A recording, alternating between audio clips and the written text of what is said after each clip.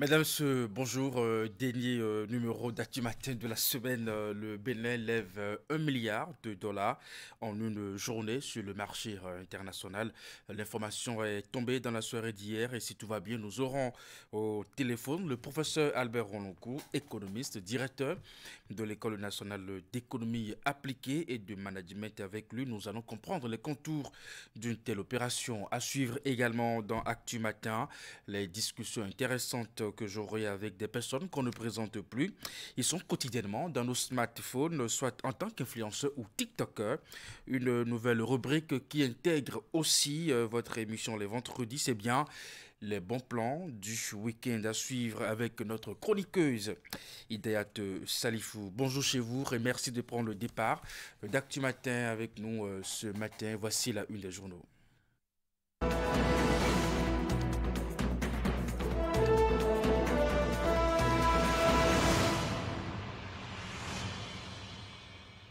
Ce que dit la presse ce matin à la une des journaux, on commence par le quotidien Fraternité, 1 milliard de dollars levés par le Bénin en une journée. Les clés du succès sur les marchés financiers est à lire, bien entendu, dans les colonnes du journal Fraternité, Vodun Days 2025 à Ouida, une participation de plus de 435 000 personnes, adhésion populaire à l'art, à la spiritualité endogène et puis hommage aux héros tombés pour la nation, les exhortations du général Fructueux Gbagidi aux populations et puis appel à candidature pour le recrutement de journalistes à Fraternité. Eh bien, les informations sont dans le journal Fraternité. Ensuite, on évolue après Fraternité, on va voir un autre quotidien à présent, on dynamise info justement. Échange avec le comité d'organisation des Vodun Days, une occasion pour le chef de l'État de réitérer son opposition à un troisième mandat. Sanction à son encontre par le bloc républicain. À quand la réaction de l'ex-ministre de l'Énergie Samou Sidou Adambi, s'interroge le journal. Hommage aux soldats tombés au front, un acte qui devra être suivi d'un dédommagement conséquent au profit des familles des disparus. Et puis, éventuel troisième mandat, un début, bien entendu, hein, un début, un début évoqué visiblement pour faire, c'est pas visible véritablement ce titre, tentative de coup d'État contre Patrice Talon. 6 personnes poursuivies pour trois chefs d'accusation. Et puis, Nord-Sud quotidien, Cour suprême, Ibrahim Salami, dans son marigot sur dénonciation, il permet de saisir de la drogue chez son rival. Terrorisme au Bénin, Soglo appelle à une synergie d'action avec les pays limitrophes. Banque régionale infrastructure, l'AES en réflexion à Bamako pour de grands bons. Éveil info à présent, attaque terroriste. La discorde entre les États, un terreau fait-il pour ce phénomène? Bokor et Omeki, une nouvelle charge retenue contre les deux hommes. Marchés financiers internationaux, le Bénin décroche 600 milliards de francs CFA. Et puis, dans le secteur agricole, le Bénin, exonération de la TFU sur les terrains agricoles. Réplique, bien entendu, de Candidat Azanaï. Azanaï tacle Maouillon Kakbo et son communiqué. Le matinal présent, marchés internationaux, le Bénin lève plus de 600 milliards de francs CFA et devient ainsi le premier émetteur souverain d'Afrique 2025. Bien entendu, et puis locataire du magasin ayant pris feu à Ayela Wadja, un Pakistanais arrêté et présenté au procureur. Et puis à retrouver également dans les colonnes du journal, le matinal profession médicale et paramédicale de santé, bien entendu au Bénin, la loi sur l'exercice en clientèle privée votée à l'Assemblée nationale. Décryptage info à présent, émission souveraine d'Afrique en 2025, historique, le Bénin mobilise 1 milliard de dollars sur les marchés internationaux. Vodun Days 2025 à Ouida, un record absolu avec plus de 435 000 participants. Santé publique au Bénin, les loteries nationales du Conseil de l'entente offrent 190 millions à l'ANTS. Et puis on évolue avec un autre quotidien matin libre, cette fois-ci, ceux qui feront 2025. Vous avez les images de ces personnalités à la une du journal Matin Libre. Et puis à Niki, un homme retrouvé mort. Le progrès à présent mobilisation de milliards de dollars sur les marchés financiers internationaux. Le Bénin, premier émetteur souverain d'Afrique de 2025. Vodundeis 2025, un succès éclatant avec plus de 435 000 participants à WIDA, justement, politique nationale de financement du développement 2025-2033, la nouvelle boussole pour la mobilisation des fonds attaques terroristes du 8 janvier, le gouvernement solidaire des familles de militaires tombés au combat. Info matin, après la réunion de crise post-attaque du pont triple, le défi de renouer la coopération militaire avec le Niger et le Burkina Faso. Célébration de la journée nationale des souvenirs, les FDS tombés lors de l'attaque du 8 janvier. Honoré, le chef d'état-major Fructueux Baguidi appelle à pérenniser l'unité. Renvoi du dossier de Steve Amoussou au 20 février par la Cour constitutionnelle, une nouvelle série à épisodes sans fin. Bénin intelligent, l'échec des régimes sahéliens. On parle de cette attaque du point triple, justement, cesser le feu à Gazar. Le Bénin salue et félicite le Qatar. Financement du développement, les trois orientations stratégiques pour 2025-2033. Et puis, profession médicale, une nouvelle loi avec d'importantes innovations. Marché international, le Bénin réussit à mobiliser 1 milliard de dollars. Les quatre vérités, héritage spirituel et destinée politique du Bénin, Karim Da Silva révèle les liens sacrés entre les rois d'Abomey le Fa et le destin du Bénin. Synergie d'action contre le terrorisme au Bénin. La Fondation Malherosu exhorte la population à dénoncer les suspects. Soglo lance un appel à Talon et aux pays voisins. Wilfried Rongbedi parle des leçons tirées par le gouvernement. Et voilà donc l'essentiel à retenir pour la une des journaux de ce matin. On retourne à la une du quotidien Fraternité. Mais avant, l'événement précis pour une nouvelle synergie d'action contre le terrorisme. Soglo lance un appel à Talon et aux pays voisins. Quelque chose n'a pas marché. Nous essayons de corriger, promet le général Fructueux Baguidi. Le porte-parole Wilfried Rongbedi parle des leçons tirées par le gouvernement. Marché obligataire, le Bénin mobilise 1 milliard de dollars sur le marché international. Savalou Bantais, de nouveaux chantiers routiers sont annoncés. Et puis la NCB et le consulat du Bénin à Naples apprécient les travaux. Voilà. Et puis avec Fraternité pour finir, 1 milliard de dollars levés par le Bénin en une journée. Les clés du succès sur les marchés financiers. L'article est à lire, bien entendu, dans les colonnes du journal Vodundeis 2025 à Ouida. Une participation de plus de 435 000 personnes. Adhésion populaire à l'art et la spiritualité endogène. Hommage aux héros tombés pour la nation. Les exhortations du général Fructueux Baguidi aux populations. Et si vous êtes journaliste et que travailler au quotidien Fraternité vous intéresse, saisissez cette opportunité.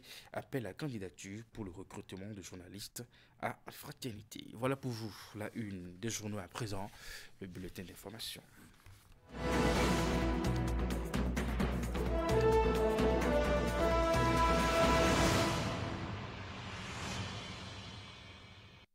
Dans le sommaire de votre bulletin d'information, la nation béninoise était au cœur d'une séance de prière ce jeudi 16 janvier 2024 à Cotonou suite à l'attaque meurtrière et d'autres événements malheureux survenus en ce début d'année 2025. Les femmes du Nord résidant à Cotonou, les Miss Talon confiées au Père Céleste, les âmes des disparus et prier pour la nation béninoise. Les détails à suivre dans un instant. Et puis, séance d'échange entre Éléonore Yaïla impliquant et la communauté universitaire. À l'université d'Abomey-Calavi, la ministre de l'Enseignement supérieur et de la Recherche scientifique est allée s'imprégner du bilan de gestion de la première mandature de l'équipe rectorale installée.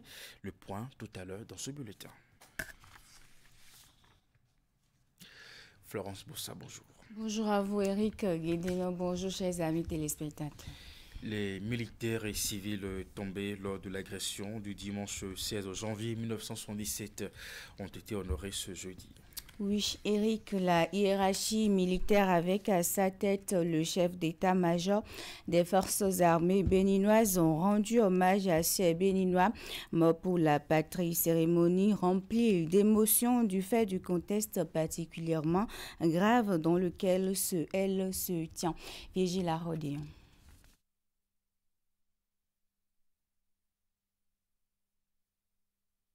Le chef d'état-major des forces armées béninoises pose cet acte au nom de toute la République. Une gerbe déposée qui rappelle à Hortense Toto le 48e anniversaire du décès de son père, Toto Paulin. C'est une plaie pour moi depuis que mon papa m'a laissé. C'est une plaie pour moi. Le 16 là, je ne me sens pas bien. Sans vous mentir, je ne me sens pas bien jusqu'à aujourd'hui. À mon âge, je ne me sens pas bien. Dans le lot des ayants droit des victimes de cette agression, quelqu'un qui, pour rien au monde, ne se ferait compter cette cérémonie d'hommage. D'abord, je suis membre de l'amicale, membre du bureau de l'amicale des militaires retraités. À ce titre que je suis venu aujourd'hui. Mais si je n'étais pas membre du bureau, je serais ici parce que j'ai vécu le 16 janvier. Si j'étais encore en activité, ça me fait 48 ans. Si, après 48 ans, le Bénin est encore debout, c'est grâce à la prompte réaction des militaires et au sens de la patrie des civils qui s'étaient mobilisés afin de repousser les agresseurs. C'est le lieu pour moi aujourd'hui de rendre hommage à ces Béninois qui ont défendu le Bénin avec brio. Cette cérémonie d'hommage aux martyrs de l'agression du 16 janvier 1977 se tient, faut-il le rappeler, dans un contexte de deuil national consécutif à l'attaque terroriste du 8 janvier 2025. Une nouvelle attaque soldée par une lourde perte côté béninois. J'ai une pensée pour les camarades tombés sur le champ d'honneur dans le cadre de l'opération Mirador. Je leur rends hommage pour leur bravoure. J'ai une pensée pour les parents. Je leur présente toutes mes condoléances. C'est dur. Pour faire face efficacement au terrorisme international, le chef d'état-major des forces armées béninoises appelle à une synergie d'action avec le Niger, le Burkina Faso, le Mali et le Togo. La présidente des Femmes du Nord résidant à Cotonou, connue sous le nom Miss Talon, a initié une séance de prière pour la nation ce jeudi à la mosquée centrale de Zongo. En effet, le Bénin a démarré la nouvelle année avec certains événements malheureux qui ne laissent personne indifférent. Cette séance vise à prier pour le repos des âmes des soldats tués dans l'attaque terroriste meurtrière du 8 janvier dernier à Banikwara, également pour la nation béninoise tout entière. Ouliat Sanoussi et Moufit Sago.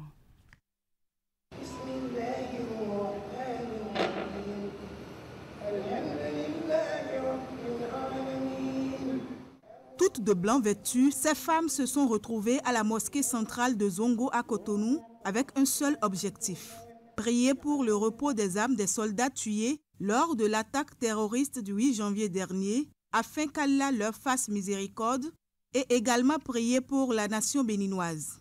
La séance de prière est initiée par Rafiatou Karim, connue sous le nom de Miss Talon, présidente des Femmes du Nord résidente à Cotonou.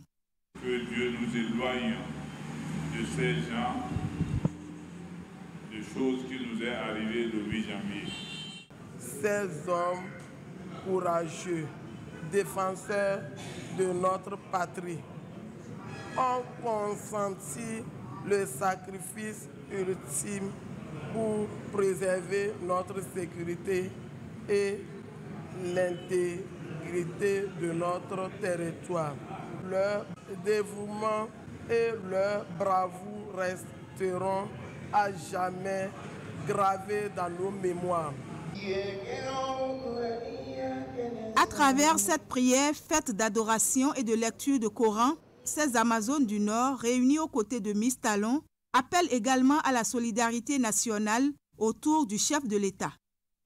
Nous tenons également à exprimer notre soutien indéfectible à notre président de la République, son Excellence Patrice Talon, conscient des défis auxquels notre pays est confronté. Il œuvre sans relâche pour assurer la paix et la stabilité de notre nation. Nous implorons le Seigneur de le protéger, de le guider dans cette décision et de le garder jalousement sous sa divine protection. Rafiatou Karim a saisi l'occasion pour souhaiter ses meilleurs vœux de santé, de paix, bonheur et prospérité à toute la nation. Elle invite les uns et les autres à la prière afin que Dieu bénisse le Bénin et veille sur le président Patrice Talon et son gouvernement. À la fin de cette séance de prière, un bœuf a été immolé en guise de sacrifice pour implorer la clémence divine sur le peuple béninois. Cette attaque terroriste la plus meurtrière qu'a connue le Bénin préoccupe également la Fondation Malekhosso. Face à la presse ce jeudi, à son siège à Cotonou, elle présente ses condoléances aux familles des soldats tombés au front. L'organisation condamne l'acte barbare et invite les leaders religieux à la collaboration avec les forces de défense et de sécurité pour une lutte efficace contre le terrorisme. Les cas d'incendie enregistrés dans diverses localités ces derniers jours et bien d'autres sujets d'actualité étaient également au menu de cette conférence de presse. Idrissou Boukari et Jocelyn Bariga. À la fondation, c'est la prière. Conformément à sa vision fondée sur la paix, l'amour et le développement, la Fondation Malekhosso monte au créneau pour exprimer sa compassion aux familles de soldats tombés en défendant leur patrie le mercredi 8 janvier 2025.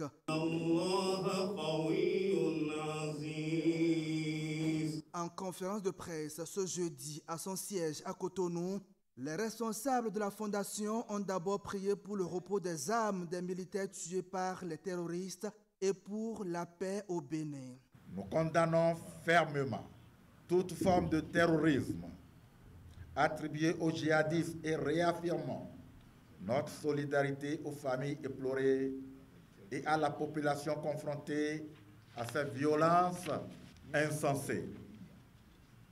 Car toute action qui brise la paix des peuples va à l'encontre des principes et des valeurs que nous défendons. Les victimes des incendies d'Akwakwa et d'ailleurs ont également bénéficié de bonnes intentions dans le nom d'Allah. La Fondation Malekhosso n'a pas manqué de fustiger les propos de certains citoyens qui lient ces événements malheureux à l'organisation des Vodou Days. Oui, les incidents, les accidents, les incendies se passent partout, mais Dieu sait pourquoi. C'est de nos propres mains. On ne va pas attribuer ça à telle ou telle religion ou à tel ou tel événement. C'est nous-mêmes, les malfaiteurs. Dieu nous éprouve chaque fois et toutes les fois. Si vous n'avez pas l'habitude de voir quelqu'un, un musulman, qui n'a pas l'habitude de prier dans votre mosquée, et vous constatez, mais à la sortie, vous pouvez l'appeler avec imam, monsieur, mais vous habitez dans quel quartier? Vous habitez dans quel village? Dans quelle maison? C'est des choses que nous devons faire pour aider nos autorités, nous-mêmes. El Hadji Yakubu Malekhosso et la Fondation restent attachées à la paix et à la cohésion nationale. Elle propose au gouvernement d'intensifier ses actions pour offrir d'emploi à la jeunesse, surtout celles vivant dans les zones rurales. Et pour finir cette session d'information, l'université d'Abomey-Calavi a abrité le mardi 14 janvier dernier une séance d'échange entre la ministre de l'Enseignement supérieur et de la Recherche scientifique et la communauté universitaire. Cette rencontre vise notamment à s'imprégner du bilan de gestion de la première mandature de l'équipe rectorale installée suite à un appel à candidature. Elle s'inscrit dans le cadre d'une tournée de Éléonore Yaïl Alicante dans les universités publiques du Bénin. Reportage. Face à la ministre de l'Enseignement supérieur et de la Recherche scientifique et au recteur, le corps administratif, le personnel enseignant et les étudiants de l'université d'Abomey-Calavi. Au menu des échanges, l'appréciation du chemin parcouru depuis 2021, année d'installation de l'équipe rectorale. L'exercice d'aujourd'hui, c'est de voir entre ce qu'on a voulu faire, ce qui nous a tant préoccupés, et que nous sommes mis ensemble. On dit ensemble, on est fort. Est-ce que nous avons pu impulser une certaine dynamique? C'est sûr. Mais oui, puisque moi j'ai vu des choses. Et donc c'est ça que je viens apprécier devant toute la communauté. Le point d'orgue de cette rencontre est la présentation du bilan de gestion du recteur Félicien Avlessi en fin de mandat. Nous avons réalisé des pavages de routes qui traversent à différents endroits l'université. Cette communication est suivie d'une séance interactive au cours de laquelle l'assistance a soulevé plusieurs préoccupations auxquelles le ministre et le recteur ont apporté des réponses.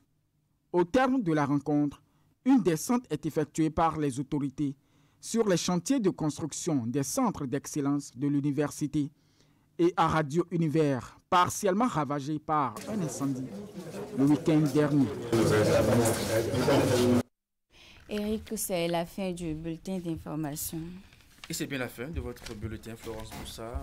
À la semaine prochaine. Très bonne journée à vous. Merci beaucoup. Après vous, on va retrouver Candide pour la rubrique sport.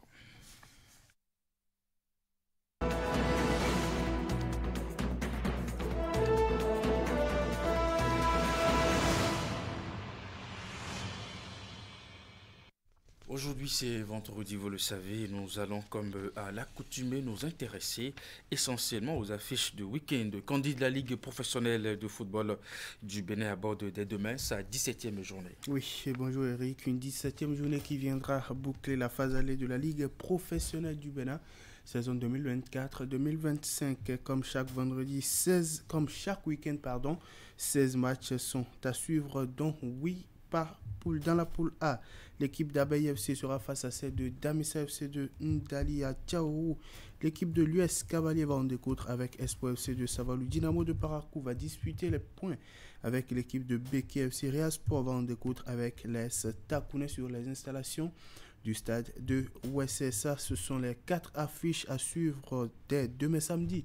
Dans la poule A, pour ce qui est des 5 affiches, des 5 autres affiches à suivre toujours dans cette même poule au cours de la journée du dimanche, le Promu Boa FC sera face à l'équipe de Dynamo FC et d'Abomey. Les Buffles du Borgo vont en découdre avec les hommes d'Aplaroué sur les installations du stade Omnisport de Parakou. Dynamique FC de Djougou va disputer les unités avec l'Autopo pour en très grande difficulté. Au FC de Commun sera face à l'équipe de Banigansé et puis l'AS Tonnet sera l'adversaire de Ponte FC de Djougou. Pour ce qui est de la 17e journée dans la poule B, cette fois-ci l'équipe d'Adidja FC va en découdre avec Dragon FC de Louéméatier, leader de la zone. Aziza FC sera face à l'équipe de Étoile Filante. La jeunesse sportive de Ouida va en découdre avec l'AS Cotonou. L'AS Sobemap sera l'adversaire de l'équipe de l'ASVO. USS Kraké vont en découdre avec les requins de l'Atlantique demain samedi. Et puis dimanche, 4 matchs à suivre dans cette poule B. l'AS Police sera l'adversaire des Cotons Culteurs, bien entendu les Cotons, les hommes de Victor Zunkar. Avant communiste, on va en découdre avec l'équipe de la jeunesse sportive de Pobé. La jeunesse athlétique de Ketou sera l'adversaire de l'ASPAC. Et puis Sitatunga va disputer les unités avec l'équipe du AMFC de Pobé sur les installations du stade synthétique de Akasato. Avant cette 17e journée, sinon cette dernière journée de la phase allée de la Ligue professionnelle saison 2024-2025. Le classement dans les deux différentes poules se présente comme suit. Dans la poule A, le top 9 se présente comme suit avec Dynamo FC d'Abomey en tête avec un total de 33 points. Un goal différentiel de plus 12. L'US Cavalier est deuxième de cette poule avec 31 points. Un goal différentiel de plus 8. Dadia FC vient en troisième position avec 30 points. Damissa FC de Ndali est quatrième de cette poule. Espoir FC de Savalou est cinquième. Ponte FC de Djougou est sixième. Audio FC de Commun est septième de cette poule. Takouné est huitième. Et puis à la neuvième position, on retrouve l'équipe de Loto Popo qui compte 21 points au compteur. Après donc 16 journées. Dans la poule B, cette fois-ci, c'est l'équipe de Dragon FC de Lomé qui est en tête de la poule avec un total de 31 points.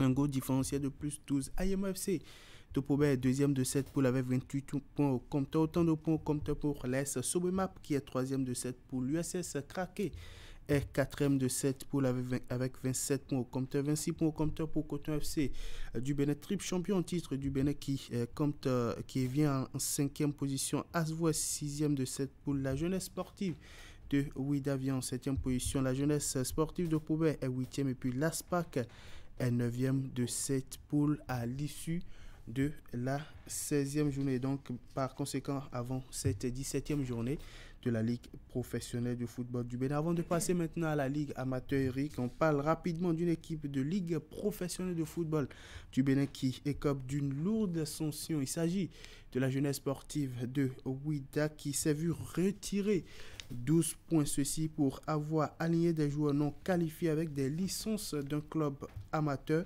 en l'occurrence Glekwe United Sport. Les matchs contre Adidja, Requin, Coton et la jeunesse sportive de Pobès sont donc déclarés perdus par pénalité et ces clubs récupèrent 3 points plus 3 buts. Conséquence directe, la jeunesse sportive de Ouida passe de 24 points à 28 points et descend directement à la dernière place de la poule B. Alors qu'avant cette sanction, le club, je l'ai dit tantôt, le club occupait la 7e place de cette poule B. A noter également qu'une rétrogradation en division inférieure et une amende de $500,000 de 500 000 francs CFA sont envisagées pour la jeunesse sportive de Ouida. Les présidents des deux clubs concernés, à savoir la jeunesse sportive de Ouida et Glekwe United Sport, risquent aussi 2 ans de suspension et une lourde amende de plus de 7 millions de francs CFA. On parle maintenant de la Ligue amateur, synonyme de la 3e division masculine. Ouais. La 4e journée commence dès demain avec les rencontres de la poule A. Et oui, en ce milieu de semaine, ce sont les équipes de la poule A qui étaient sur les différentes installations dans le cadre de cette 4e journée. Ce week-end, c'est le tour des équipes de la poule B. Vous l'avez rappelé, 4 matchs sont à suivre. Pour ce qui est des différentes rencontres à suivre ce week-end, Soleil FC sera face à l'équipe de l'US Baboni sur les installations du stade de Basila à partir de 16h. Gomido FC sera face à l'équipe de Énergie FC de Dogbo. La jeunesse athlétique d'Agoni sera face à l'équipe de l'AS Okuta sur les installations du stade Omnisport de Kove. Puis l'AS Sota sera l'adversaire de l'AS FAT à Malanville. Bien entendu, avant cette 4e journée dans la poule A, le classement est dominé par l'AS Sota avec 7 points au compteur, un goal différentiel de plus 4, suivi de l'US Baboni avec 5 points au compteur, un goal différentiel de plus 2. L'équipe d'Énergie FC de Dogbo vient en 3e position dans cette poule B avec 5 points au compteur, un goal différentiel de plus 1, 4 points au compteur pour l'équipe de l'AS JFA et puis Gomindo FC qui viennent respectivement en 4e et 5e position. Dans cette poule, Soleil FC est 6e de la poule avec 3 points au compteur, 2 points au compteur pour l'AS Okuta. Et puis la jeunesse sportive d'Agoni vient en dernière position, tient la lanterne rouge dans cette poule B avec seulement 1 point au compteur. Après donc 3 journées. On va s'intéresser maintenant aux dames. Ce week-end, il n'y aura que 2 matchs au niveau du championnat national de première division. Il s'agit des 2 matchs en retard, notamment de la 5e et de la 6e journée. Dans la poule A, Nadja FC sera face à l'équipe d'Assaba sur le stade du campus d'Abomey-Calavia à 11h. Un match qui devrait se jouer le samedi dernier à l'occasion de la 6e journée. Faute d'indisponibilité du stade, il a été reporté. Toujours à 11h demain samedi, on va assister à ce match en retard de la 5e journée, toujours dans la poule A, qui va opposer l'équipe d'Ainovi FC, club champion en titre du Bénin, à l'équipe de Espoir FC de Cotonou. Allez, ce week-end, on aura aussi 3 aux affiches de la 6e et dernière journée de la phase des groupes des interclubs de la CAF, que ce soit en Ligue africaine des champions ou en Coupe de la Confédération. Ce week-end sera le théâtre de l'épilogue de la phase des groupes. Commençons par les affiches de la compétition reine des interclubs de la CAF, notamment la Ligue des champions. L'équipe, bien entendu, de Young African sera face à celle de MC Alger demain samedi à partir de 14h. Au même moment, le tout-puissant Mazembe, déjà sorti de la compétition, sera l'adversaire d'Al Hilal du Soudan. Le CR Belouizdad d'Algérie va en découdre avec le stade d'Abidjan dès qu'ils sont à 17h. Au même moment, l'équipe d'Al Ahly d'Égypte sera l'adversaire de Orlando Pirates. Pyramide d'Égypte sera l'adversaire de Djoliba AC de Bamako dès qu'il sonnera 20h. Au même moment, l'Espérance de Tunis va disputer les unités avec l'équipe de Sagrada Espérance. Puis dimanche 19 janvier 2025, l'équipe de Mamelodi Sundowns sera l'adversaire de Asfa du Maroc, et puis Raja de Casablanca sera l'adversaire de l'équipe de l'AS Menyama Union. Ça, ce sont les affiches de la Ligue africaine des champions. On va s'intéresser maintenant à la Coupe de la Confédération où tous les matchs de la 6e et dernière journée de la phase des groupes vont se dérouler, bien entendu, au cours de la journée du dimanche 19 janvier 2025. Le CS Facien sera l'adversaire de Brabo do Marquis de l'Angola dès qu'il sonnera à 14h. Au même moment, Simba SC de la Tanzanie va disputer les unités avec le CS Constantine d'Algérie. Al Masry d'Algérie sera l'adversaire de Black Bulls. Zamalek d'Égypte va en découdre avec Enyimba FC du Nigeria. USM Alger, dès qu'il sonnera 20h, va en découdre avec AS Jaraf du Sénégal.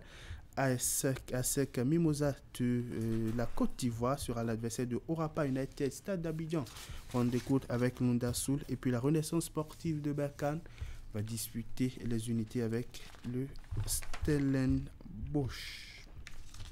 Allez, d'une compétition à une autre, on s'intéresse maintenant au championnat d'Afrique des Nations CHAN 2024 pour boucler le tour d'horizon sportif de ce matin. Le tirage au sort de la phase des groupes a été effectué ce mercredi 15 janvier 2025 à Nairobi, au Kenya, et ceci en attendant les 2 derniers pays qui vont se qualifier pour la compétition. Dans le groupe A, on a bien entendu l'équipe du Kenya en compagnie de celle du Maroc, de l'Angola, de la République démocratique du Congo et puis de la Zambie. Dans le groupe B, on retrouve la Tanzanie, le Madagascar, la Mauritanie, le Burkina Faso et puis la République centrafricaine. Dans le groupe C, on a l'équipe de l'Ouganda, celle du Niger, de la Guinée, et puis les 2 derniers pays qui vont se qualifier pour la compétition seront en compagnie de ces 3 pays dans le groupe C. Dans le groupe D maintenant, c'est l'équipe du Sénégal qui est en compagnie, qui bénéficie de la compagnie du Congo, du Soudan et puis du Nigeria. Il faut rappeler que la compétition était initialement prévue se dérouler du 1er au 28 février 2025, mais le tournoi aura finalement lieu au mois d'août prochain dans 3 pays hôtes, à savoir le Kenya, la Tanzanie et puis l'Ouganda. Allez, Eric, on va s'arrêter ici ce matin. Merci à vous, Candide Ronrento, pour toutes ces informations sportives ce vendredi, mais en même temps, qui dresse l'agenda du week-end. Merci à vous, très bonne journée, à la semaine prochaine. Merci et pareil à vous. Nous allons essayer de prendre contact à présent avec le professeur Albert Roncourt. Il est économiste, directeur de l'École nationale d'économie appliquée et de management. Avec lui, on parlera justement de cette opération, le Bénin qui lève $1 milliard en une journée sur le marché international. L'information est tombée dans la soirée d'hier, mais avant cet appel, on marque une pause.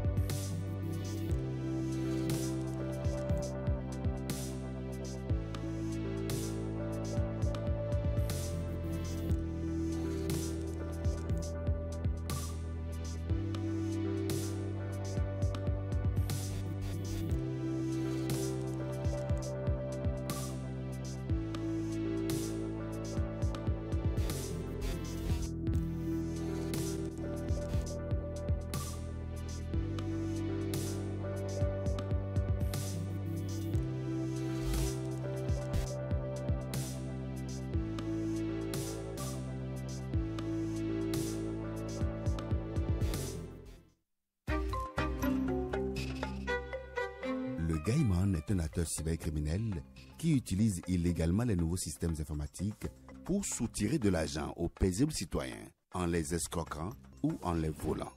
Une telle activité est une infraction à la loi et est passible de sanctions contre les acteurs et leurs complices, parents, amis, religieux, spiritualistes et charlatans. Ne soyons pas naïfs. Il n'y a pas de réussite sociale sans effort. Pour tout renseignement et assistance contre la cybercriminalité, appelez les numéros 63 09 51 61 ou le 63 09 51 62, le 65 48 78 114 ou écrivez-nous à l'adresse mail ocrc@dgpr.bj.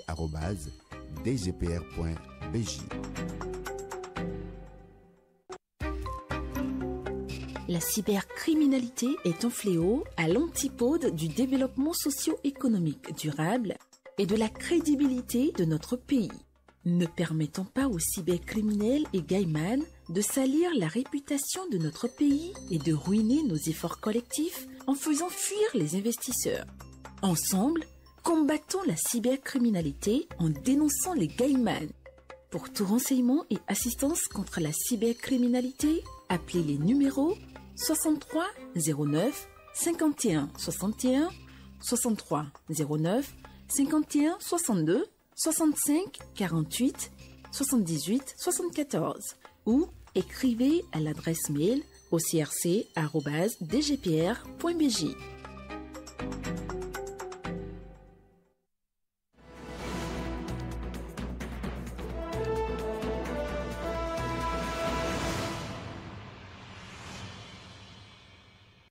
Nous sommes à présent en ligne avec le professeur Albert Ronloncourt. Il est économiste, directeur de l'École nationale d'économie appliquée et de management. Avec lui, on parlera justement de cette opération, le Bénin qui lève $1 milliard en une journée sur le marché international. On va essayer de comprendre les contours d'une telle opération. Professeur Albert Ronloncourt, bonjour. Bonjour. Merci de décrocher notre appel ce matin. Merci. Alors, dites-nous comment on réagit justement à cette opération lancée par le Bénin, qui est qualifiée comme succès. Oui, bon, c'est un véritable succès parce que ce qu'on a souvent de la dette, c'est que ce n'est pas bon de s'endetter et puis la dette du Bénin augmente. Mais cet endettement que vient de faire l'État béninois a plusieurs caractéristiques intéressantes. Okay. Que c'est une opération intéressante. Et quelles sont ces caractéristiques? D'abord, bon, quand on veut s'endetter, il y a trois voies possibles. On peut s'endetter auprès du secteur privé local, les banques, les entreprises. On peut aussi recourir au marché financier régional, c'est-à-dire les titres de l'UEMOA, les obligations, les bons du trésor. Et ça, c'est en monnaie locale, c'est-à-dire en CFA, par exemple, qu'on fait cette mobilisation. Et on peut s'adresser aussi au niveau international, comme vient de le faire le Bénin. Lorsqu'on s'adresse au niveau local, le risque, généralement, c'est ce qu'on appelle l'effet d'éviction.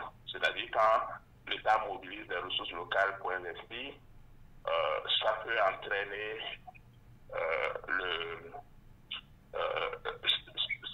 ça peut faire que les privés ne vont pas investir dans les actifs physiques, mais plutôt acheter ces obligations-là. Et c'est l'État qui va investir. Et ça peut entraîner l'augmentation des taux d'intérêt locaux. Le Bénin a recours à ce marché, mais cette fois-ci, si vous vous endettez à l'extérieur, l'avantage c'est que vous gagnez des devises. Parce que si vous voulez importer des biens, vous avez besoin des devises, ce qu'on appelle devises, c'est la monnaie étrangère, telle que l'euro, le dollar, etc. Donc quand on s'endette à l'extérieur, ça a l'intérêt qu'on gagne des devises. Mais ce n'est pas sans risque. Il y a un certain nombre de risques. Par exemple, les risques de change, le fait que la parité de la monnaie peut changer. Si on s'endette en euros, ça peut être intéressant parce que la parité est fixe. Mais si on s'endette en dollars, il peut y avoir plein de risques.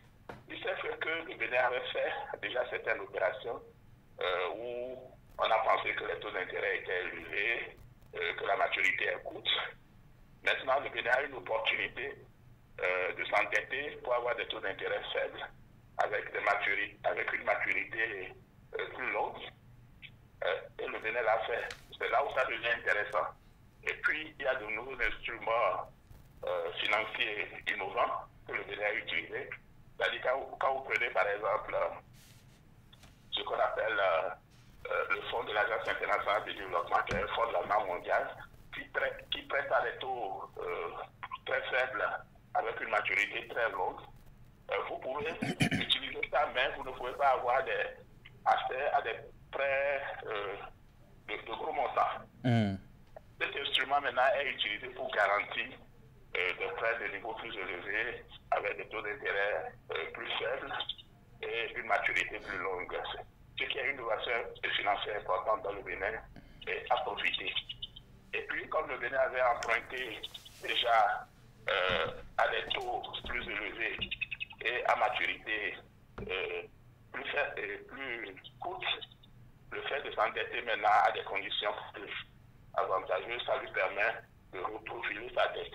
C'est-à-dire qu'on parle de restructuration de la dette parce que vous pouvez emprunter à des taux intéressants ou à une maturité longue pour pouvoir rembourser à l'avance des prêts dont les conditions sont moins favorables. C'est ce que le Bénin a fait à travers les deux opérations que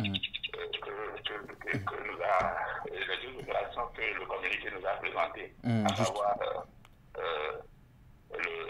la mobilisation des titres en dollars de 1 milliard de dollars. Ça fait à peu près un peu plus de 600 millions de francs CFA, l'opération auprès de la banque allemande d'investissement qu'on appelle Deutsche Bank. Justement, selon le communiqué publié par le gouvernement, on dit que le 16 janvier 2025, la République du Bénin a fixé avec succès les modalités de sa nouvelle émission obligataire internationale mobilisant 500 millions de dollars avec une échéance finale de 16 ans. L'émission, dont la durée moyenne est plus longue de 3 ans que celle émise en février 2024, affiche un coupon en euros de 6,48% grâce à une opération concomitante de couverture de change dollar-euro portant sur l'intégralité du montant émis. Selon vous, est-ce qu'il y a des retombées à cette opération?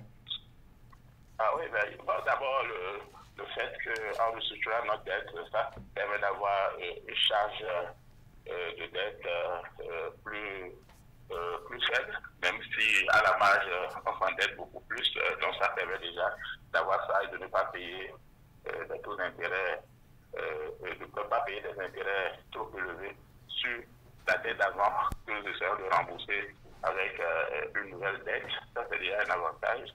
Et ça permet aussi de soutenir le programme d'action du gouvernement. Parce que le gros problème qu'on a au Bénin et en Afrique de façon générale, c'est qu'on a une économie peu industrialisée. Et quand on veut faire des investissements, on est obligé d'importer des biens de production pour la plupart du temps. Or, pour ces biens-là, on a besoin de devises. Parce que si vous voulez acheter en France ou aux États-Unis, vous avez besoin de leur monnaie.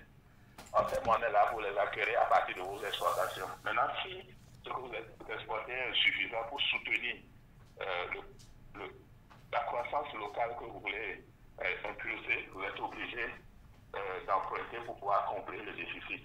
Sinon, un État qui investit à part forcée, ça pose a nécessairement besoin de devises. D'accord. J'ai deux autres questions pour vous, justement qui viennent d'un téléspectateur. C'est vrai qu'à l'annonce de cette opération, il y a eu beaucoup de cris de joie en termes d'opération à succès. Mais est-ce que vous avez une idée de ce à quoi va servir cet agent et surtout comment on rembourse généralement? Oui, j'ai déjà dit à quoi ça va servir. D'abord, restructurer les dettes que nous avions eues à des conditions moins favorables. Ok. Et investir localement aussi. D'accord. Maintenant, parce que quand on a présenté notre budget de plus de 3 000 milliards, il y a un déficit, c'est-à-dire on n'a pas suffisamment de ressources locales pour pouvoir couvrir nos dépenses locales. Et il faut mobiliser ce déficit-là. Donc d'abord, cet argent va permettre de combler ce déficit. C'est-à-dire, les investissements qu'on doit faire sont déjà dans le budget national. Donc c'est ça. D'accord. Maintenant, on peut féliciter le ministre des Finances pour ça, puisque son rôle c'est de mobiliser les ressources. Et lui, il a mobilisé les ressources à des conditions favorables, donc c'est une bonne chose. Maintenant, quant à la qualité des dépenses, ça dépend du programme d'action du gouvernement, ça dépend du budget du gouvernement que l'Assemblée nationale a déjà adopté. D'accord. Alors, une dernière question. Nous savons que le taux d'endettement, c'est une question polémique au Bénin. Selon vous, est-ce qu'il est judicieux, justement, d'endetter encore le pays quand on sait qu'on est en fin de mandat? Non, mais parce que quand vous avez pris un pas de développement, que vous présentez un budget qui n'est pas équilibré, il y a des déficits, il faut combler le déficit. Et puis déjà une continuité. Si l'Assemblée qui est là a adopté un budget qu'elle pense bon pour le pays, que ce soit l'actuel gouvernement ou le gouvernement qui va arriver, il va continuer dans la même lancée. Donc, on ne peut pas empêcher l'État de fonctionner parce que on est à la fin de son mandat, tout ça. C'est toujours c'est l'État de façon générale. Dans ce cas, ce n'est pas tellement un gouvernement, mais c'est l'État de façon générale. Merci à vous, professeur Albert Rononcourt. Merci de votre intervention sur cette opération. Justement, on parle de 2 milliards de dollars en une journée levée sur le marché international par le Bénin. Je vous souhaite une très bonne journée. Donc, ce que je voudrais ajouter, oui, pour finir, allez-y. On s'entête de façon générale, surtout quand on a 16 ans, on a 20 ans, on a 30 ans. Ce n'est pas toujours la génération présente qui va rembourser. C'est ça. Ce sont les générations futures. Ce n'est pas le gouvernement présent qui va rembourser. Ce sont les gouvernements futurs. C'est pourquoi c'est toujours important de contrôler la qualité des dépenses, de telle sorte que la dette génère suffisamment de ressources pour pouvoir rembourser dans le futur.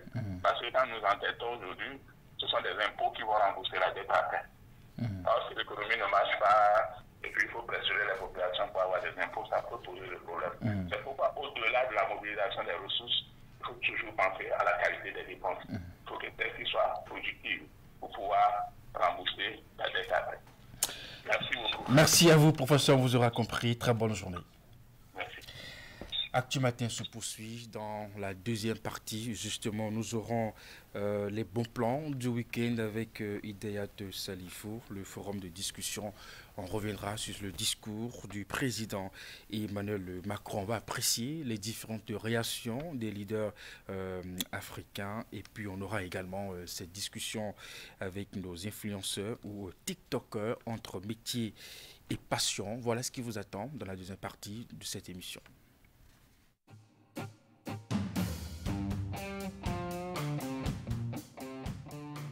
Bonjour à tous et bienvenue dans votre rubrique Une date, une histoire. Nous sommes le vendredi 17 janvier 2025. Aujourd'hui, nous célébrons Saint-Anthony. Le 17 janvier 2010, des émeutes commencent entre des groupes musulmans et chrétiens à Jos, au Nigeria. Les émeutes de Jos de 2010 étaient des affrontements entre des groupes ethniques musulmans et chrétiens dans le centre du Nigeria. Jos est la capitale de l'État du plateau au milieu de la fracture entre le nord à prédominance musulmane du Nigeria et le sud à prédominance chrétienne. Depuis 2001, la région est en proie à des violences motivées par de multiples facteurs.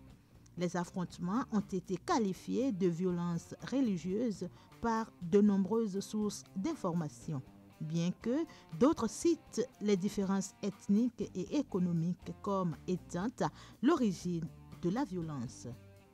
La première vague de violence de 2010 a commencé le 17 janvier à Jos et s'est propagée aux communautés environnantes. Des maisons, des églises, des mosquées et des véhicules ont été incendiés pendant au moins 4 jours de combat. Un millier de personnes ont été tuées dans des émeutes de 2001 et au moins 700 sont mortes dans des violences ultérieures en 2008.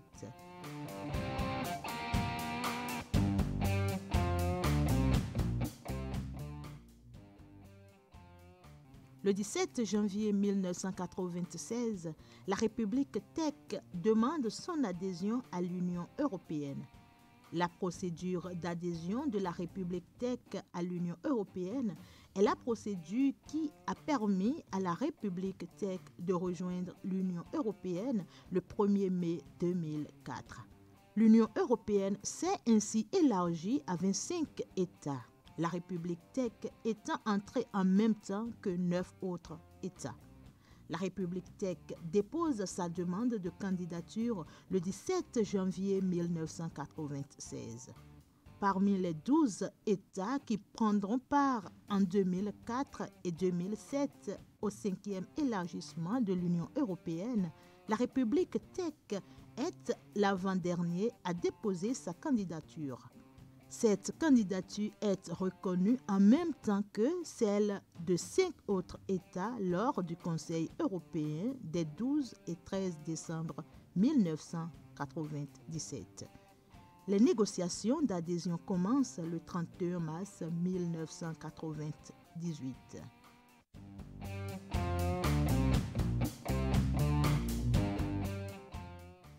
La première session du Conseil de sécurité de l'ONU s'est tenue le 17 janvier 1946 à Londres. Depuis, les séances du Conseil de sécurité ont lieu au siège de l'ONU à New York. Il fut dès l'origine composé de 5 membres permanents: les États-Unis, l'Union soviétique, le Royaume-Uni, la France et la République de Chine, représentant à ce moment-là la majorité de la population mondiale, chacun à peu près à égalité.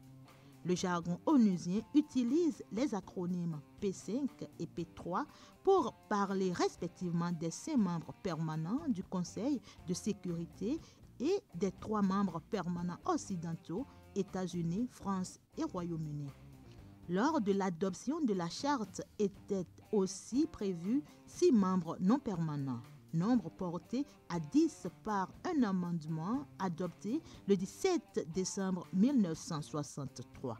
La résolution de cet amendement fixa aussi dans son article 3 le nombre de représentants par zone géographique. Mesdames et messieurs, c'est la fin de votre rubrique. Merci de l'avoir suivi.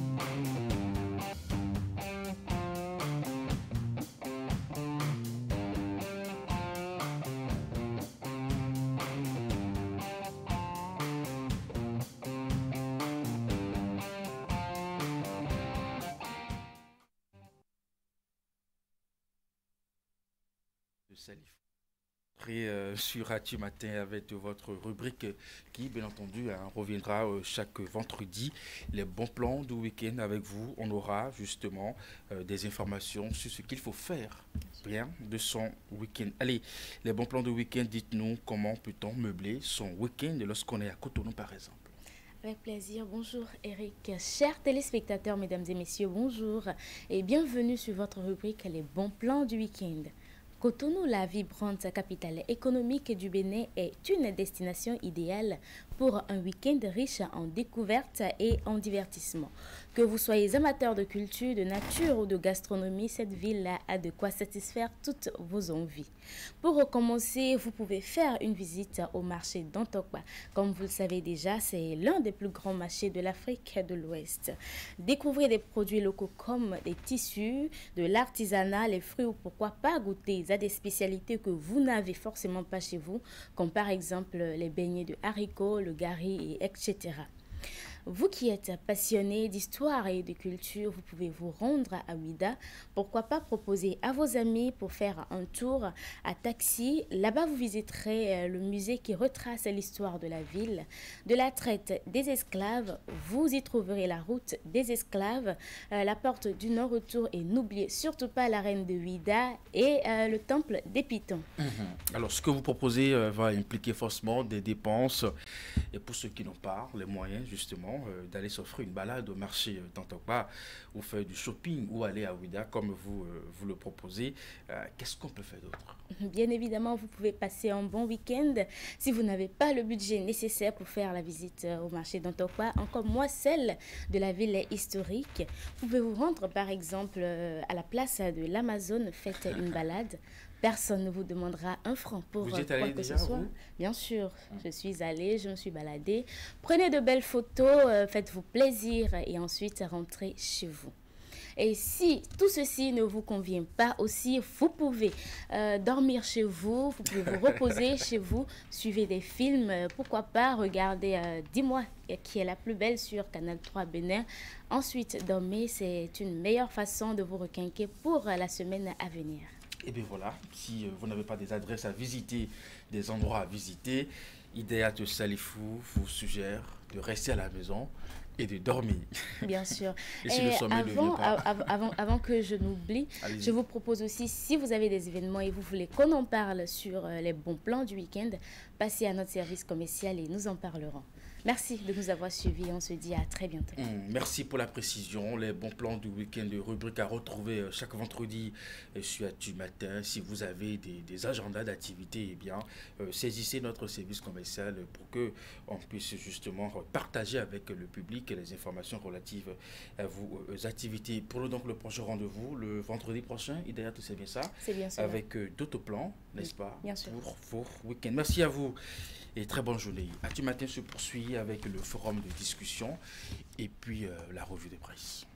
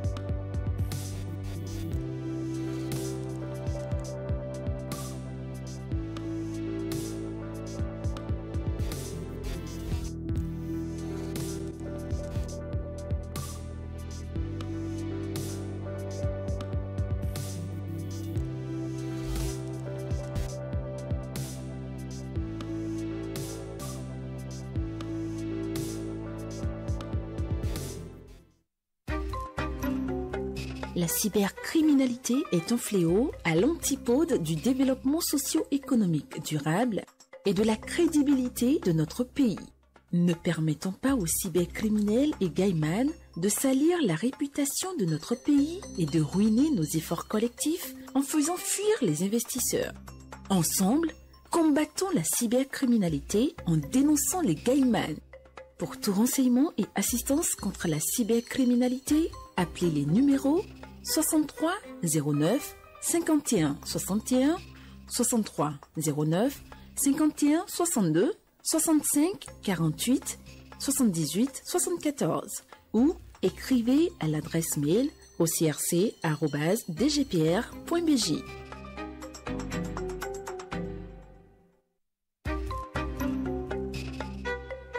Le Gaïman est un acteur cybercriminel qui utilise illégalement les nouveaux systèmes informatiques pour soutirer de l'argent aux paisibles citoyens en les escroquant ou en les volant. Une telle activité est une infraction à la loi et est passible de sanctions contre les acteurs et leurs complices, parents, amis, religieux, spiritualistes et charlatans. Ne soyons pas naïfs. Il n'y a pas de réussite sociale sans effort. Pour tout renseignement et assistance contre la cybercriminalité, appelez les numéros 63 09 51 61 ou le 63 09 51 62, le 65 48 78 114 ou écrivez-nous à l'adresse mail ocrc@dgpr.bj.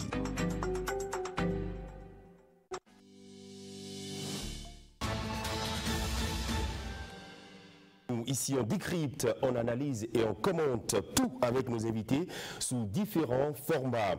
Le maître à jouer de la majorité présidentielle sème davantage le doute et la confusion. L'intérêt de la nation est un cran au-dessus de nos intérêts personnels. Nous sommes en Afrique noire majoritairement des peuples colonisés. Ça veut dire que quelque part, on a effacé notre mémoire et on nous a imposé notre idéologie. Je ne pense pas que les manifestations avec des groupes aussi bien organisés que sont les centrales syndicales notamment, puissent constituer une menace pour un pouvoir. On est bien d'accord. Que comprendre de ces deux terminologies?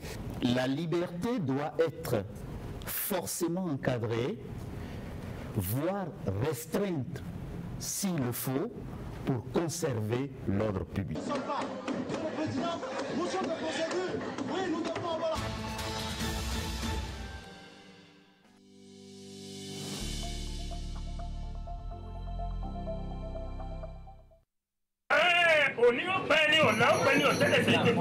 Le culte Egungun, c'est l'une des pratiques religieuses les plus emblématiques du Bénin, un véritable pont entre les ancêtres et les vivants et un acteur essentiel dans la préservation des traditions culturelles et spirituelles de ce pays situé dans l'Afrique de l'Ouest. Cette cérémonie profondément ancrée dans la culture des peuples de la région est une célébration de la mémoire, de la communauté et de la transmission des savoirs anciens. À travers des rituels codifiés, le culte Egungun se présente comme un acte de résistance et de résilience, mais aussi comme un moyen de renforcer les liens sociaux et spirituels au sein des communautés. Le terme Egungun fait référence aux esprits des ancêtres, souvent perçus comme des guides protecteurs et bienveillants. Le culte est une pratique syncrétique qui trouve son origine dans les traditions africaines, mais il a également intégré des éléments venus du christianisme et d'autres religions au fil du temps. La cérémonie est souvent associée aux peuples du sud du Bénin, en particulier chez les Fon et les peuples de la région du Dahomey, mais elle s'est étendue à d'autres groupes ethniques de la région. Le culte Egungun repose sur l'idée que les ancêtres continuent d'influencer la vie des vivants et à travers des danses, des chants et des prières, les participants invoquent les esprits pour obtenir leur bénédiction, leur guidance et leur protection. L'élément central de ce culte est la réaffirmation de l'importance des ancêtres dans la vie quotidienne, ainsi que le respect des forces invisibles qui régissent l'équilibre social et cosmique. Egungun, c'est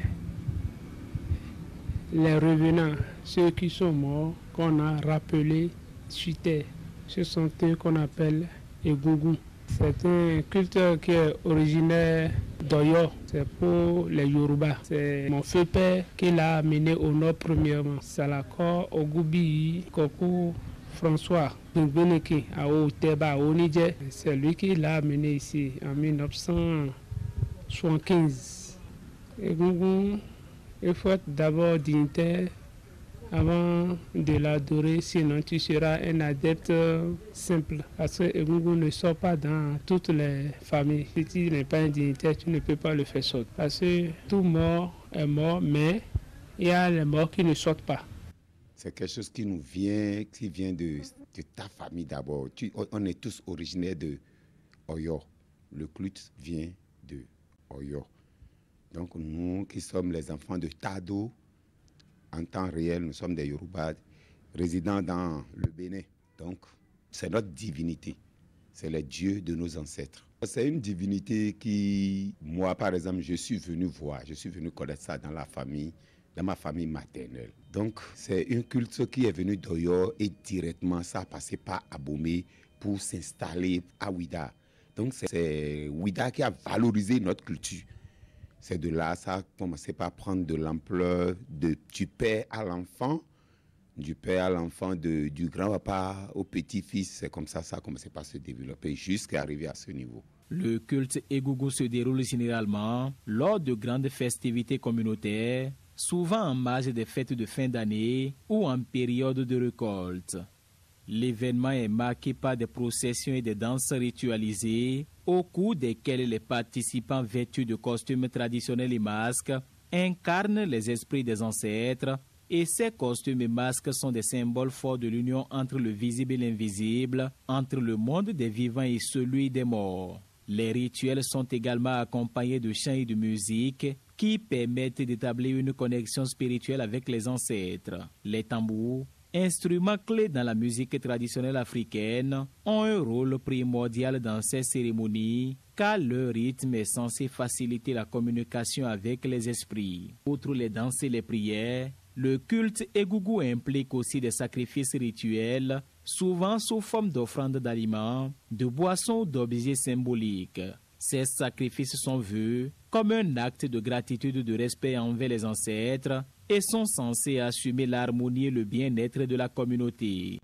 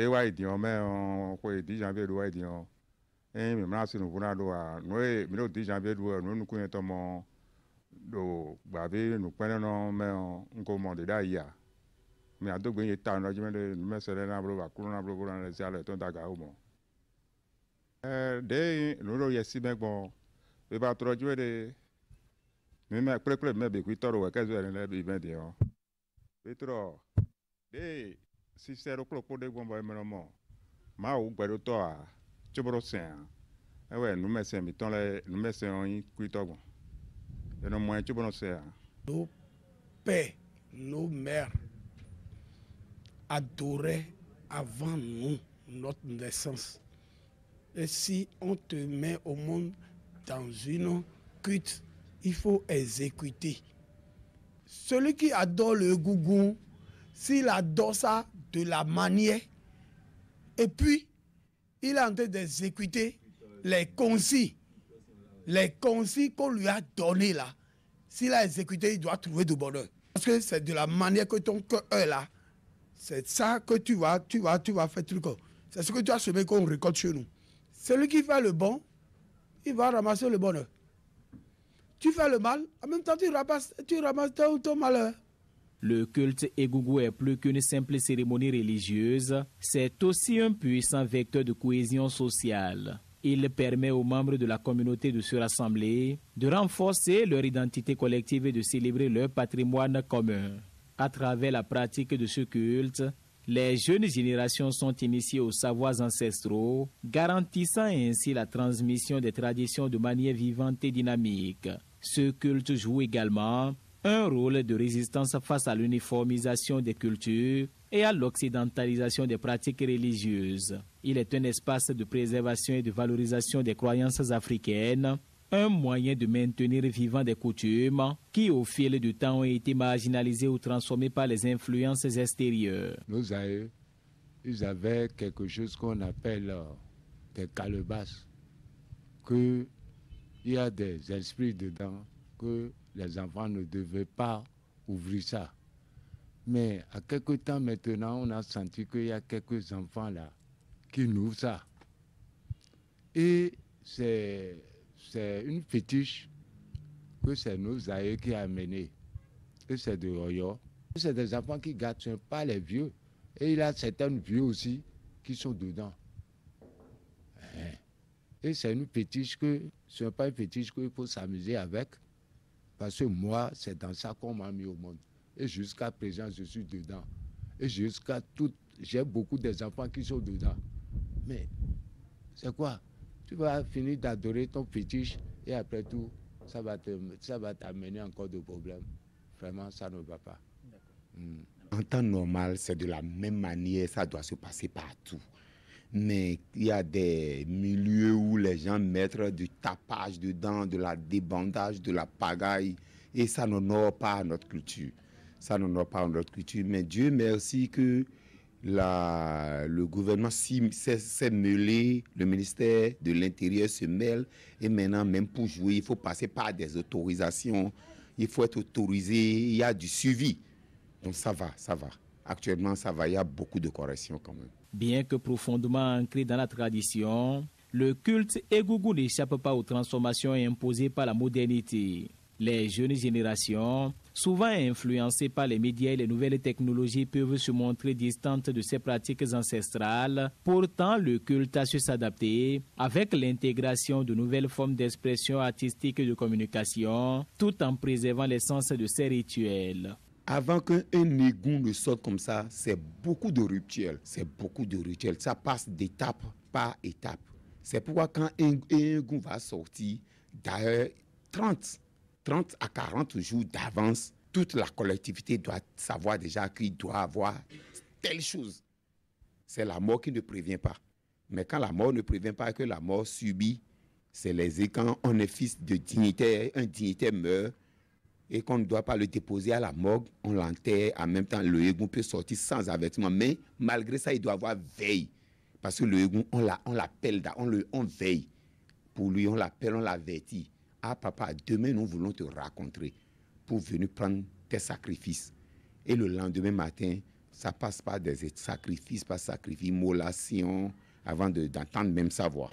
Celui qui est adepte de Gungun, ce qui gagne est que c'est dans la manière que tu l'adores qu'il te donne. Parce que nous ne pouvons pas dire que nous sommes en train d'adorer Gungun et ça ne nous donne rien. Ça donne. Parce que c'est un esprit.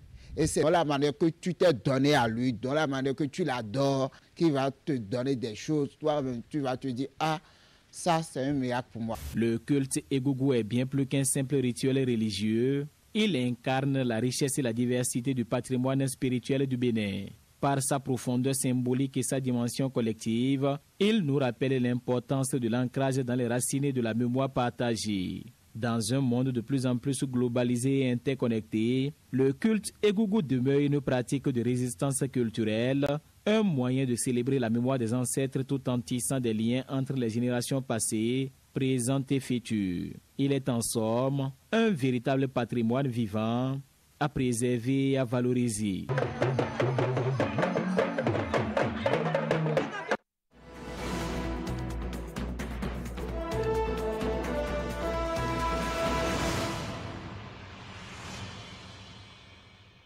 À l'instant même, vous venez de suivre un magazine sur le Egungun dans la ville de Parakou, un magazine réalisé par Epiphane Tchabi. Cela nous a permis d'installer notre invité. Je vous l'annonçais que j'aurai une discussion assez intéressante avec un TikToker ou un influenceur en tout cas.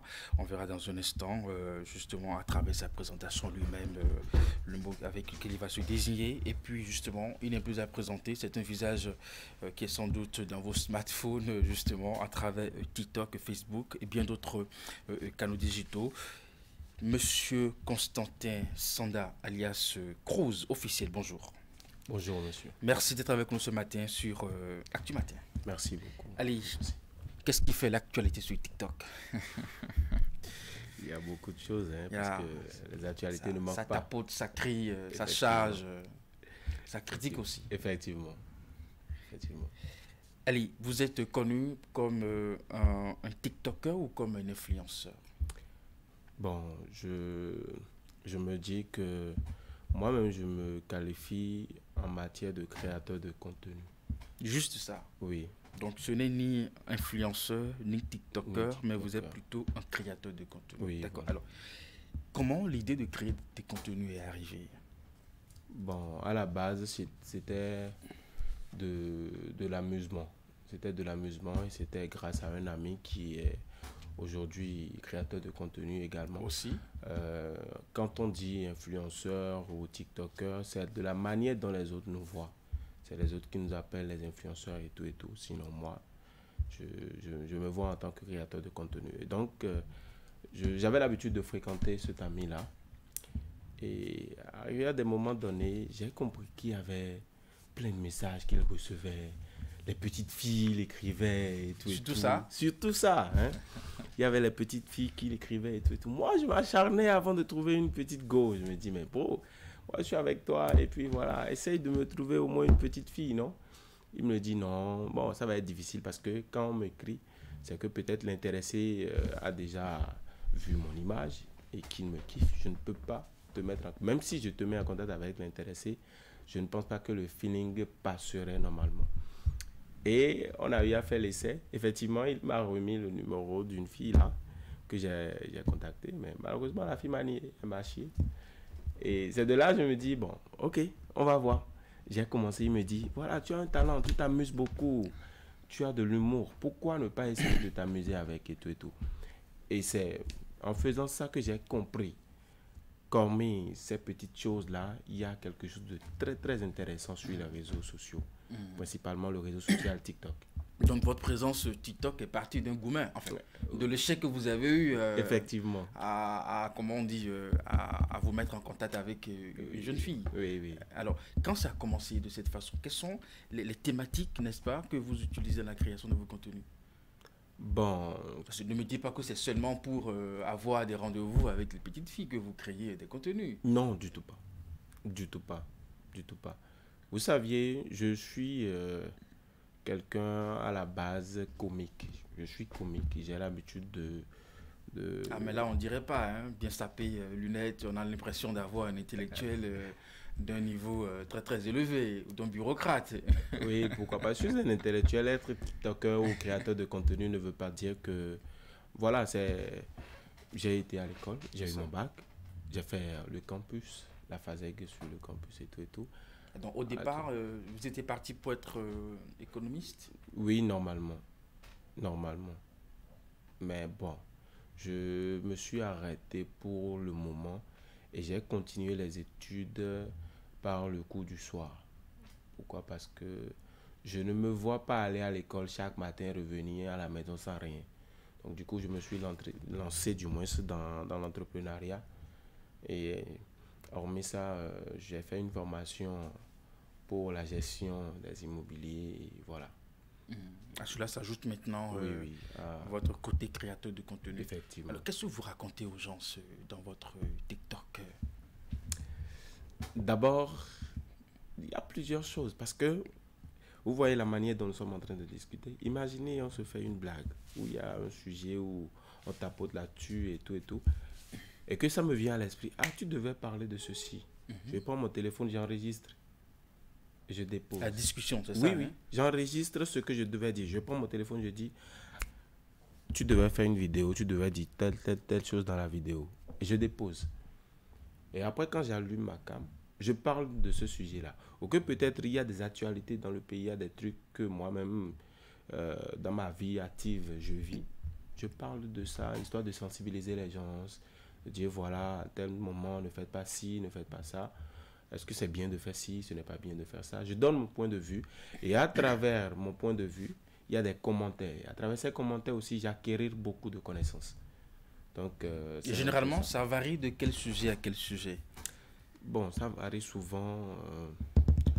Sinon, à la base, c'est de l'humour que je mets en avance. C'est de l'humour. Je fais de l'humour. Même en donnant des conseils, j'essaye de mettre un petit pic d'humour dedans. Et voilà. Sinon, je n'ai pas de contenu fixe. C'est pourquoi je m'appelle un créateur de contenu. Vous voyez un peu? Aujourd'hui, je donne des conseils. Demain, je peux me saper comme les vieux de l'Antiquité. Je viens, je m'amuse, je danse, sur les sons et tout et tout. Tu actives le côté immature. Voilà. Merci pour le mot. Merci beaucoup pour le mot. Le côté immature. Et c'est plaisant pour tes amis qui te regardent sur TikTok Beaucoup. Parce que les gens apprécient même mon côté immature. Vous savez, on peut être immature mais conscient de ce que l'on fait. On peut être immature mais conscient de ce que l'on veut. Et voilà, c'est un peu ça. Alors aujourd'hui, il y a cette polémique qui est née de ce que nous voyons régulièrement sur TikTok. Pour ceux qui visitent ce réseau social, c'est ce qu'on en fait, ce que les jeunes font aujourd'hui. Est-ce que vous avez fait la remarque de ces déviances, de ces propos parfois exagérés, de ces mots violents, n'est-ce pas, qui sont régulièrement diffusés sur cette plateforme? Oui, effectivement. Mais malheureusement, c'est grave. C'est grave parce que beaucoup de personnes, vous saviez, ce n'est pas donné à tout le monde de contrôler son audience. D'abord, il faut une équipe. Il faut des gens qui te conseillent du jour au lendemain. Des gens qui te disent, ah, ne dis pas telle chose, ne dis pas ci, ne dis pas ça. Il y a tel mot, il ne faut pas employer. C'est pourquoi se lever de nos jours seulement et devenir créateur de contenu n'est pas trop bien. Il faut au moins aller à l'école, faire des formations et savoir ce qu'il faut dire. Voilà, c'est très important parce que, voilà, il ne faut pas... Tout nous est permis, mais... Tout ne nous est pas profitable. Voilà. Alors aujourd'hui, entre métier ou passion, alors vous avez raconté votre histoire, c'est parti de ce que vous avez vécu avec une amie. Aujourd'hui, vous êtes un créateur de contenu. Nous savons que derrière ce que vous créez, parfois ça vous génère des ressources. Est-ce qu'aujourd'hui, vous considérez ce que vous faites comme un métier, comme un emploi, ou vous accordez votre temps, n'est-ce pas, à la création de contenu, ou ça continue par être des moments d'amusement et de passion pour vous? Non, depuis un bon moment, j'ai commencé par accorder beaucoup de temps pour la création de contenu. Parce que ça fait partie actuellement de mes activités parallèles. Depuis un moment où j'ai commencé par gagner des petites sommes de publicité, c'est de là que j'ai compris que ça peut m'amener loin. Et aussi, à travers les créations de contenu, j'acquiers beaucoup de connaissances. Beaucoup de connaissances qui me permettent d'évoluer dans la vie active. Et voilà. Et comment vous générez ces ressources? Comment ça arrive? Comment on crée des contenus et ça permet d'avoir de l'argent? À travers les publicités. Vous voyez, à travers les publicités. Beaucoup plus à travers les publicités. À travers les poses photos, l'image. Vous imaginez, vous voulez ouvrir un restaurant, ou peut-être après l'ouverture du restaurant, vous voulez avoir beaucoup de clientèle dans votre restaurant. Moi, j'ai déjà une audience. Vous voyez. Qui est estimée à combien aujourd'hui? Qui est estimée à moins de 200 000 followers. Sur TikTok? Oui, 200 000 followers. Donc, c'est un peu ça. Imaginez, je fais une vidéo sur votre restaurant ou bien... moi, je veux que tu fasses une vidéo sur Canal 3. Hein. Avec plaisir. Avec plaisir. Parmi mes 200 000 followers, je pense que au moins, même si c'est 5 000 personnes, ils vont se déplacer pour venir. C'est ça, c'est ça. Allez, vous avez un mot pour finir cet entretien? En tout cas, ceux qui ont l'habitude de suivre vos vidéos sur TikTok. Oui, je les remercie beaucoup parce que sans eux, je ne suis personne. Et je permets pour leur dire que parfois, nous sommes des êtres humains. Et même si nous déraillons et que... Parce que ça arrive assez souvent. Arrive, je ne suis pas un robot. On voit des lives où entre TikTokers, ça s'insulte, ça se charge, on vient faire le procès de l'un ou de l'autre, on expose la vie des gens avec beaucoup de facilité. Après, ça finit au commissariat, c'est pas bien. Bon, surtout dans ce sens, je ne me vois pas dans ce sens-là venir exposer la vie de qui que ce soit. Parce que je suis très loyal. Je suis du genre... J'ai eu des problèmes avec beaucoup de personnes. Parce que nous sommes des êtres humains dans la vie active. On a des problèmes, vous voyez un peu. Et ce n'est pas parce que j'ai des problèmes avec toi que je vais venir narrer ça sur les réseaux. Mais je préfère garder ça.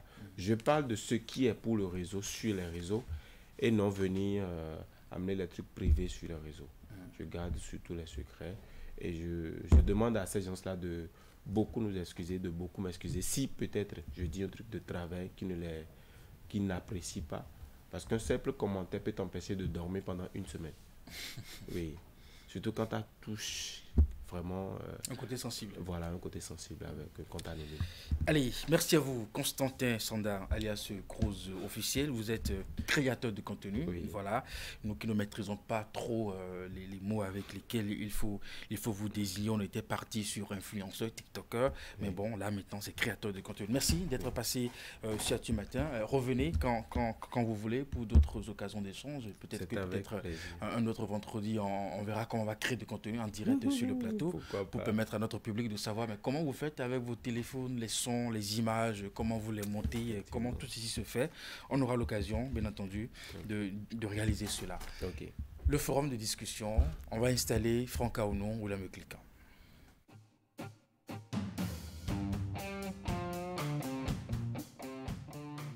Bonjour à tous et bienvenue dans votre rubrique Une date, une histoire. Nous sommes le vendredi 17 janvier 2025. Aujourd'hui, nous célébrons Saint-Anthony.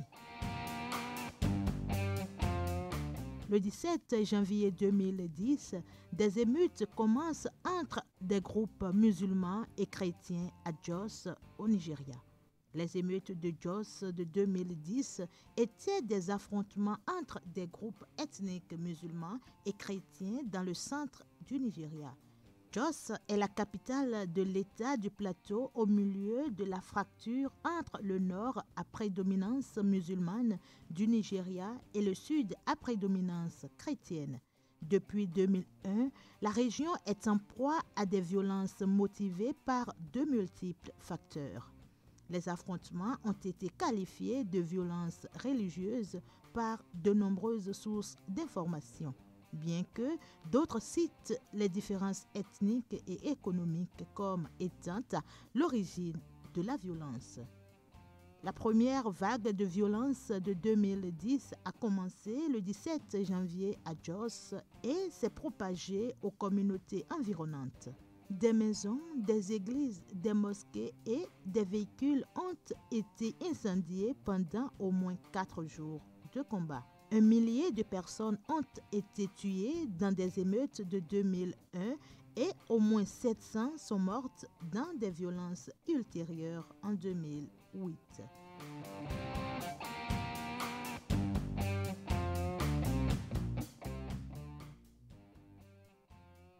Le 17 janvier 1996, la République tchèque demande son adhésion à l'Union européenne. La procédure d'adhésion de la République tchèque à l'Union européenne est la procédure qui a permis à la République tchèque de rejoindre l'Union européenne le 1er mai 2004. L'Union européenne s'est ainsi élargie à 25 États. La République tchèque étant entrée en même temps que 9 autres États. La République tchèque dépose sa demande de candidature le 17 janvier 1996. Parmi les 12 États qui prendront part en 2004 et 2007 au 5e élargissement de l'Union européenne, la République tchèque est l'avant-dernier à déposer sa candidature.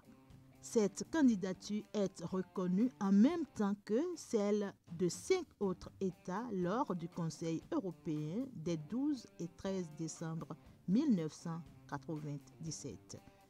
Les négociations d'adhésion commencent le 31 mars 1998.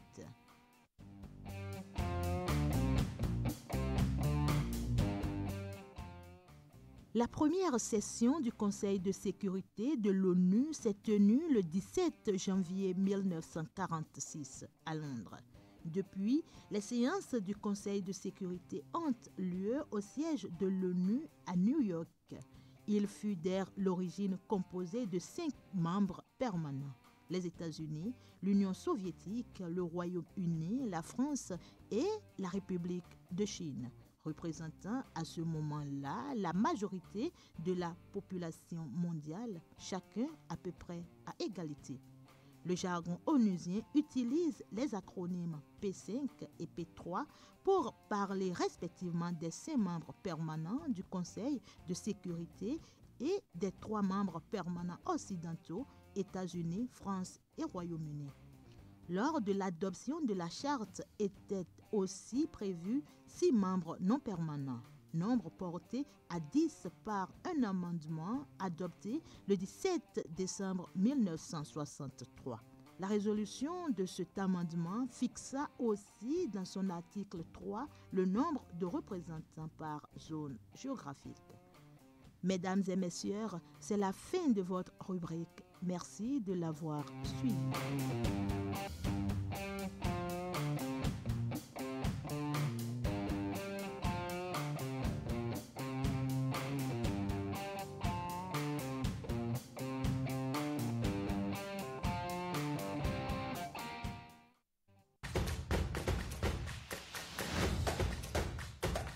Bienvenue à notre rendez-vous hebdomadaire consacré au sport sur Canal 3 Bénin. Au menu ce soir. Sans interruption, c'est une première au Bénin pour une équipe de remporter 3 fois d'affilée le championnat national. Je pense qu'il faut remercier les joueurs parce que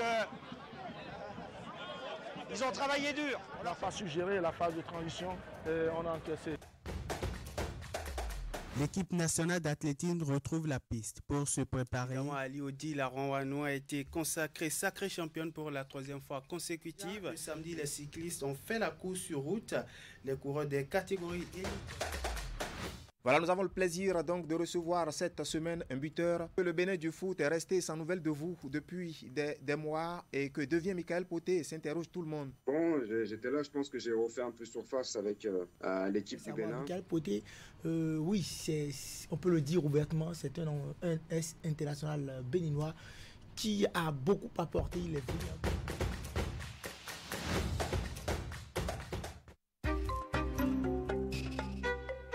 Le Gaiman est un acteur cybercriminel qui utilise illégalement les nouveaux systèmes informatiques pour soutirer de l'argent aux paisibles citoyens en les escroquant ou en les volant.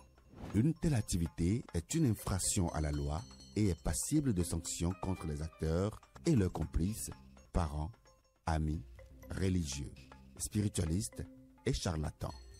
Ne soyons pas naïfs.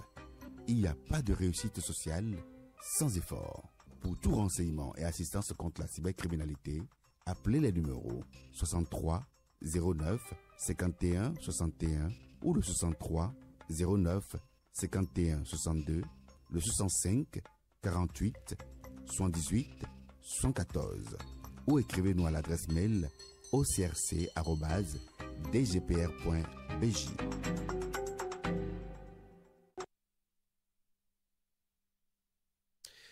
Et bien voilà, Actu Matin de ce vendredi va s'achever malheureusement sans votre forum de discussion. Nous vous présentons nos excuses, mais vous aurez la revue de presse avec Kanyan Siongmon. Et puis justement, nous vous disons merci de nous avoir suivis toute cette semaine de lundi à ce vendredi. Merci de votre fidélité à nos programmes. Retrouvez à 13h votre journal, à 19h30 la grande édition de la soirée. Et puis passez un très bon week-end et portez-vous bien.